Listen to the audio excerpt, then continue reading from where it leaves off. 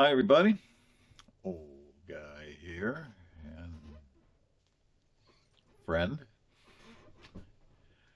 Uh, there's a certain tone to Russian novels, from Dostoevsky to Solzhenitsyn. It's, can you believe this?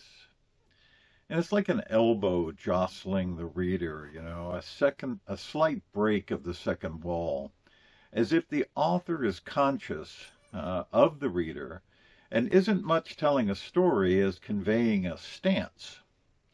I mean, look at the way this society works. Look what it does to its people.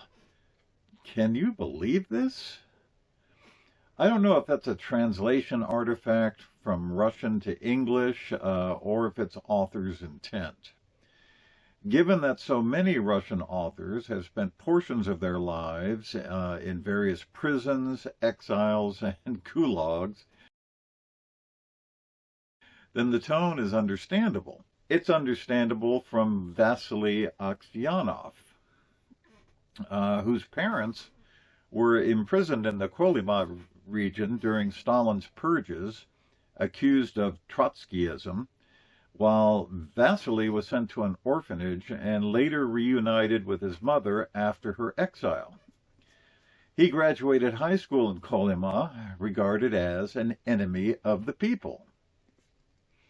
Can you believe this? This novel is the updated War and Peace in that it covers the Gradov family from 1917 through 1945.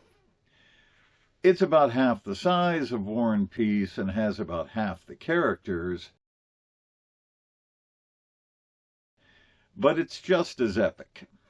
The earlier years are more referenced than narrated, mostly by Nikita Gradov, who was a saboteur sent into the lines of the Whites during the siege of Kronstadt by the Red forces. Nikita carries a lot of grief for his role in the slaughter of the Kronstadt sailors, but he is a loyal member of the party and Soviet Russia and did his duty. Until he is sent to the Gulag by Stalin during the purges of Russian officers. Getting sent to the Gulag happens to a lot of the Gradov family, including the doctrinaire and sworn Marxist son, Kirill, who constantly battles with his father, Boris, over his dad's remaining bourgeois concepts. Then Kirill is gone to the camps, as is his sister Nina, a celebrated poetess and bohemian. And wives and husbands get sent behind them, for no real reason that whim and sadistic pleasure of the various informers and secret police agents. Boris, probably the most anti-Bolshevik of the entire family, is a celebrated doctor who once did Stalin a favor by ensuring a popular Soviet general, Frunze, didn't survive a routine ulcer operation. That's probably why he never got sent to the camps. Nikita, though, was on Frunze's staff, which is why he was sent.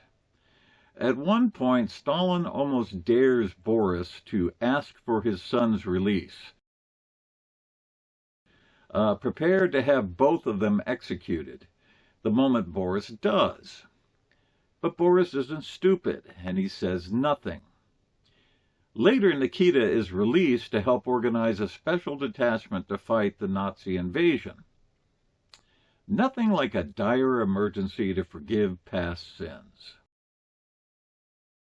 Veronica, Nikita's wife, also ends up in a camp, as does Nina, and what happens to them breaks the family, leaving at war's end pretty much only Boris and his wife Mary intact.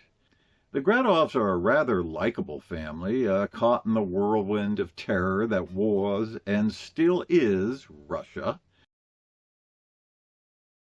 You'll be reminded of Dr. Zhivago, where a seemingly decent person is destroyed by the utopian ideologies of fanatics. This novel is very much the same, concentrating, though, on the effects of the Bolshevik regimes on the average citizen. Unlike Solzhenitsyn, who is focused more on camp life,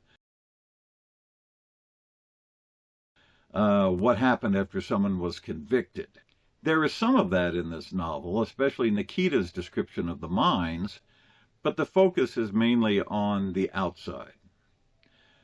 And so here we have another in a long list of Russian writers who have starkly and clearly warned us. These utopian dreams and visionaries are great on paper, but it always leads to gulags and Lubyanka prison basements and pistols to the back of the head. And yet we still have a lot of people who embrace the vision, are willing to sell soul and country for a theoretical future of peace and plenty as envisioned and enforced by a Politburo. Can you believe this? Old guy here. See you later.